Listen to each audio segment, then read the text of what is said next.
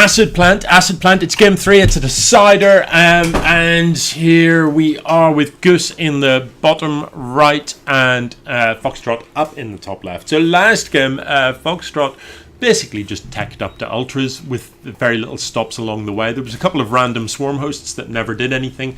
I'd like to see swarm hosts actually being used, but no matter, the ultras definitely did the business in the end, because they are very, very good units. So Goose this time not bothering to wall off. Now this as a map, that is, this is a reasonably easy to defend choke, so it's not uncommon to just come straight on down here and start building your racks at the bottom here. In terms of as a Terran player, it's a little bit more wide open when it gets to the third, because there's quite a few avenues of attack. If you build your third here, Zerg can come at you up here, they can come at you up here, or they can come around this way, and the same goes for the build over at this side. I mean, it doesn't take too long to take out this destructible debris. So several attack avenues. So tends to be a 2-base all-in type of setup from the Terran point of view. From the Zerg point of view, it's less of a deal. You connect the bases with creep and you've got faster units, and you possibly can actually park your stuff out the front here and be able to defend both the third and the fourth. So the Terran in general would aim to finish this before the Zerg would be thinking about it. Would be normal for this map, but who says normal's the best way? We've got the spawning pool finished up. The gas is ready to be mined from. There go the workers. The hatchery is being built. We've got this double racks opening from Goose. I'd love to see Goose build a tech lab on one of these barracks, but I'm not sure if it's going to happen in this game. It hasn't in the last couple of games, so we'll keep an eye on that. Again, gas is just about to finish up, so presumably that's going to be used, well, if we follow form, that's going to be used for reactors and then sort of factories and those types of things. So with the bank that you've got, Goose, why not think about getting this expand up so that you can start start growing your economy a little bit. Zerg is always going to be ahead in terms of hatchery counts. That just goes without saying. Zerg needs to be ahead, and they should be ahead because it's a production structure as well as a sort of economic income center. So the Zerg needs that, but you don't want them to get too far ahead. So, once this is saturated, it is time to expand, isn't it? It's kind of that simple, really. Once you get to 14 out of 16 workers mining, and you've got 1 or 2 gas up, then it's time to throw down your next base so that you can keep expanding that economy. Right. I haven't got the production tab up, haven't got the name bar up. I don't know that the name bar really matters, but it's a thing. So the lair is going to finish up pretty shortly for Foxtrot, and that is going to enable all sorts of tech options. No roach warren done yet, and you don't need to wait for the lair to build a roach warren. You do need the lair to be able to do any of the upgrades from it. So we'll see what he's got in mind.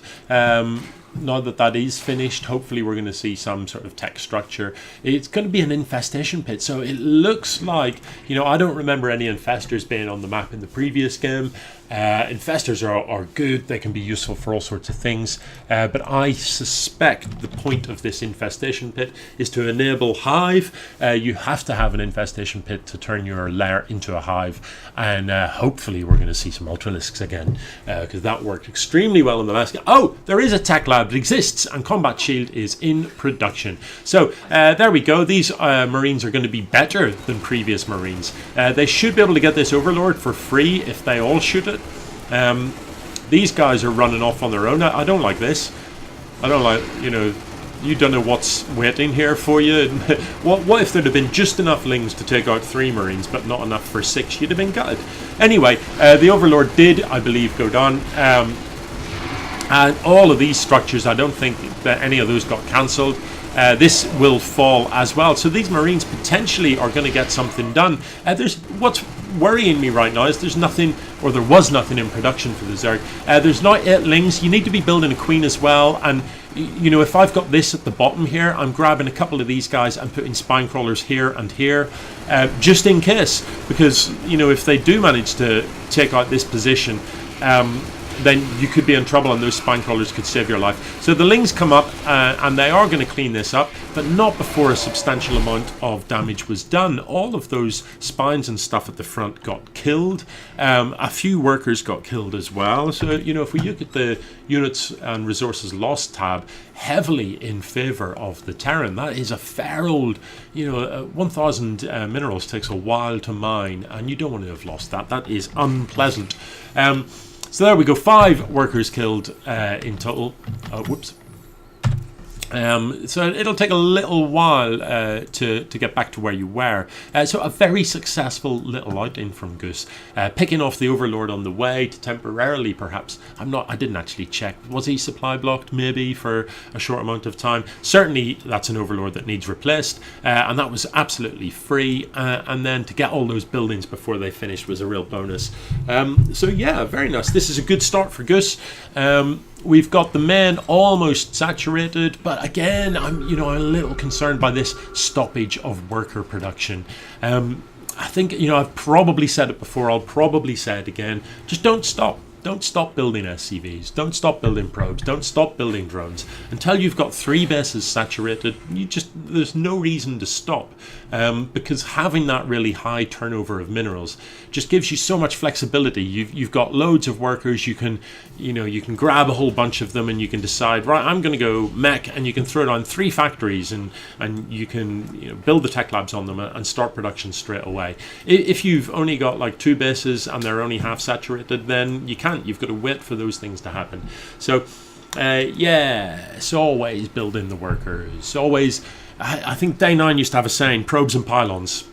For the first sort of 7 minutes of the game, probes and pylons. And obviously that's just Protoss, but the same thing applies. You should always be building supply depots. You should always be building workers to just up your economy and make sure your macro is in good shape. That is macro, basically, isn't it? That's all there is to it. Just constantly be building workers and supply. So speed being researched. We have got a macro hatch building here. The hive is done, which is just surreal at 7 minutes. So let's see what sort of tech we're going to get. I wonder if it's going to be it is. There's the Ultralisk Dan, and again we've got this Nidus network in production as well. At present, though, very little army for the Zerg player, so could be in trouble. These Marines coming up with the combat shield, so 55 health each. No medevac support, no heavy artillery or anything like that, but there's 5 more Marines in production. So you want to pull these back a bit so that you can deal with the Lings out of the range of the spines and then move back in to focus down the spines. But it's not. I don't think it's going to matter too much. This is a lot of Marines. And that extra 10 health per Marine, if you think about what that means in terms of how many extra spine crawler shots it takes to clean this up, it's quite substantial. So if ever there was a worthwhile upgrade, that combat shield is really paying dividends. Now these need a little bit of micro because you don't care about shooting that. You want to kill these workers, so you need to move these forward so that these guys are shooting a cocoon. Cocoons have so much armor, you're never going to kill this cocoon. They just don't die. You don't want to be shooting larvae either. Larvae are, for all intents and purposes, indestructible. Look, they've got armor 10, which means that Marines literally don't do any damage to them. So you need a little bit of micro here to make sure you're not doing that. Now we do have some stuff dying, but look, the answer is incoming. These fellas are just going to mop this up so handily. These Marines are just going to, what? no, dude. That is gnarly. But what comes? Loads more Marines. No, it needs to be a bit careful here. Goose needs to be focus firing to make sure the fire from the Marines isn't being spread out. If you're not focusing, look how slowly the Ultra's health was going down.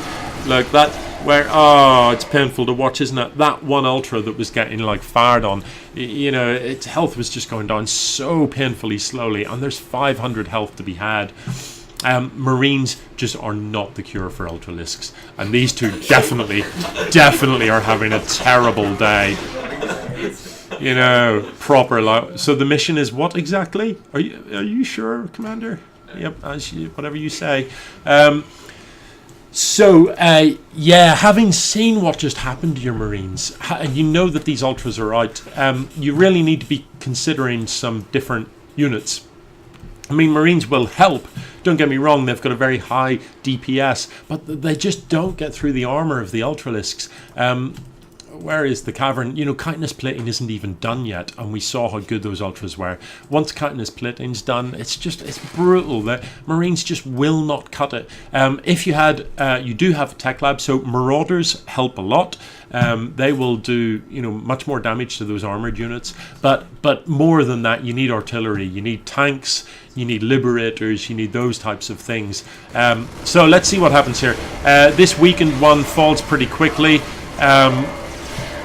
And the rest of them just mop that up. So those, you know, even just these 4 Ultras are going to be tough to kill by just Marines, and you can bet your bottom dollar your opponent's going to be making more of those, because if I'm Foxtrot, I'm going, yeah, those work quite well. More of those, please. But unfortunately doesn't quite have the gas at present, so a couple of unmined gas geysers, in fact several. So we're only mining gas off the ones in the men. And only 2 workers here. That is a big problem for Ultralisk production, a big problem. So either needs to think about transitioning into Lings or something like that. And once that is a big transfer. Once you've got the Hive tech up, this upgrade is brilliant. Look, just read that. Read and absorb that for a second. Increases the attack speed of Lings by 40%. That is such a big difference. You know, and I know it is quite an expensive upgrade. 200 is not cheap, but that just makes such a difference to how quickly your Zerglings kill stuff. And since Zerglings don't cost any gas, it's a fantastic upgrade late game, because it just makes Lings valuable again, and it just means you can turn all those extra minerals into just massive amounts of death-dealing Lings.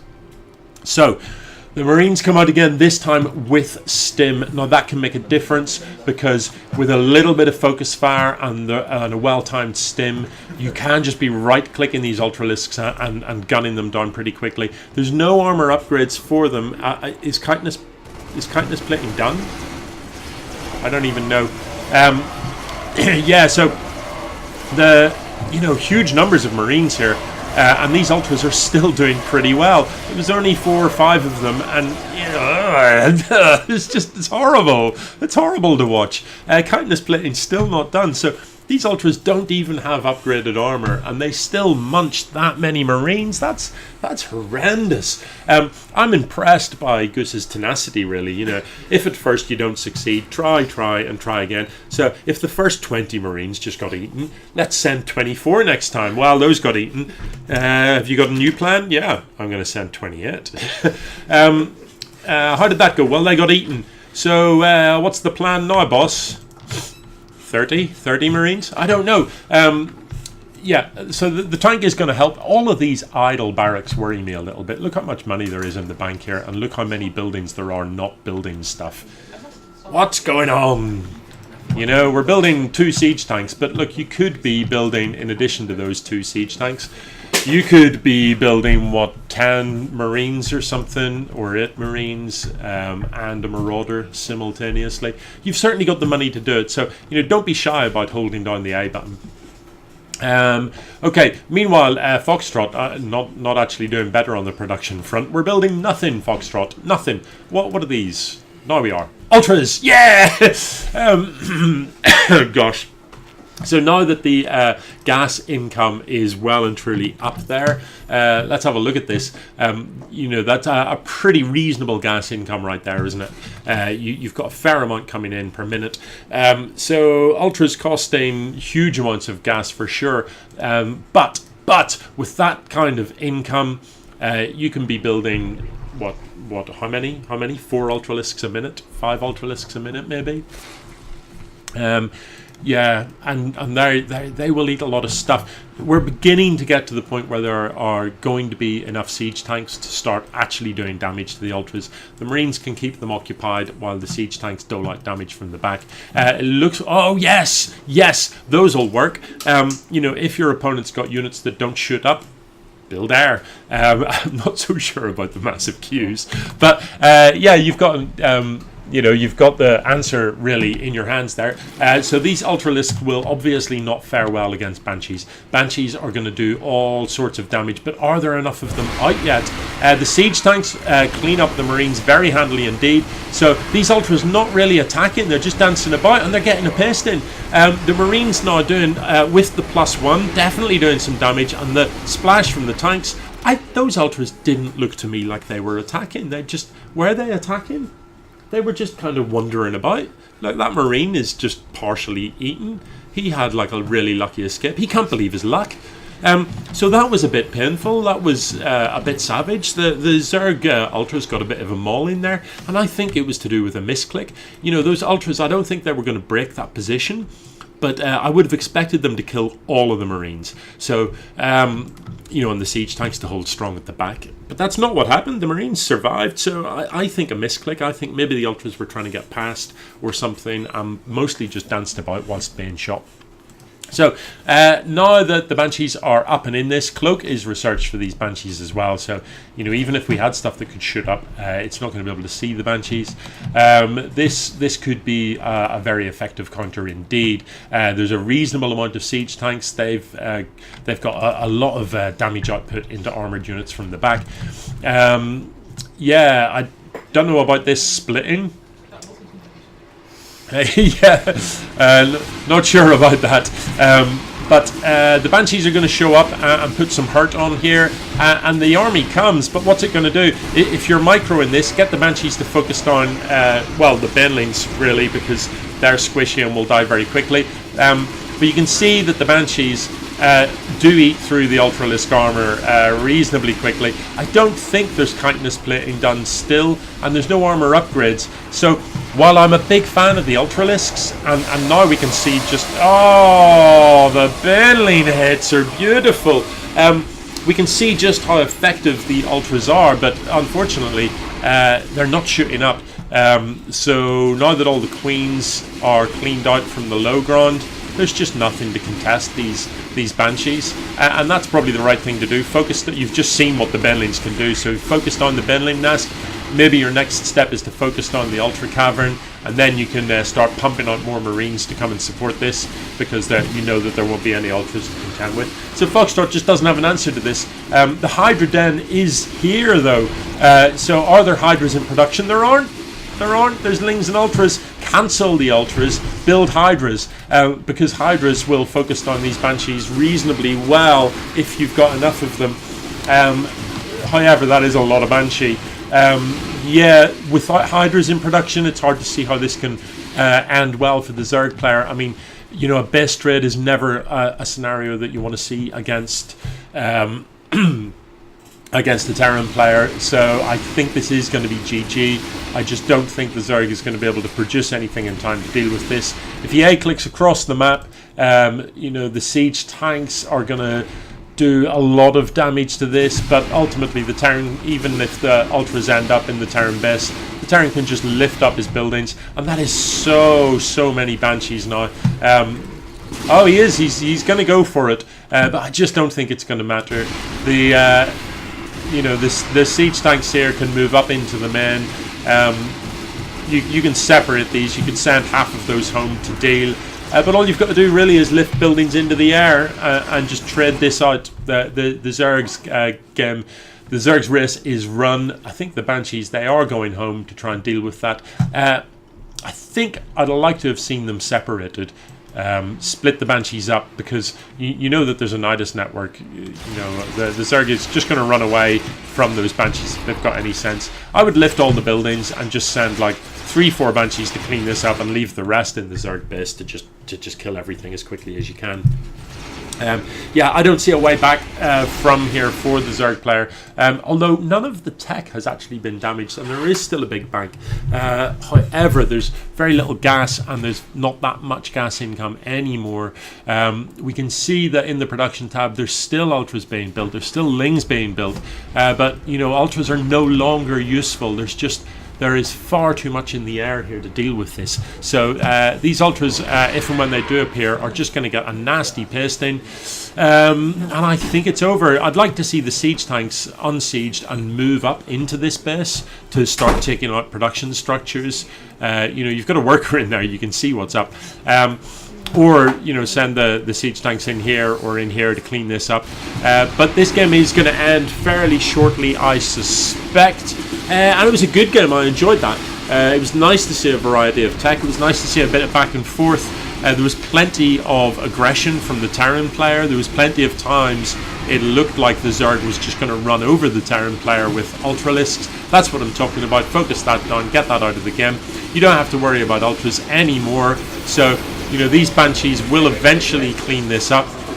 You do have a flying command center, so you cannot die to anything that... Well, actually, you could die to 2 Hydras, I suppose. But I think you've got this in the bag, and there it is. No GG, but it is GG. Yeah, nice. I think that's the last round 1 game that I'm going to be casting. So the next game that I post up is going to be a round of 16 game, and I am pretty hyped about that. GG.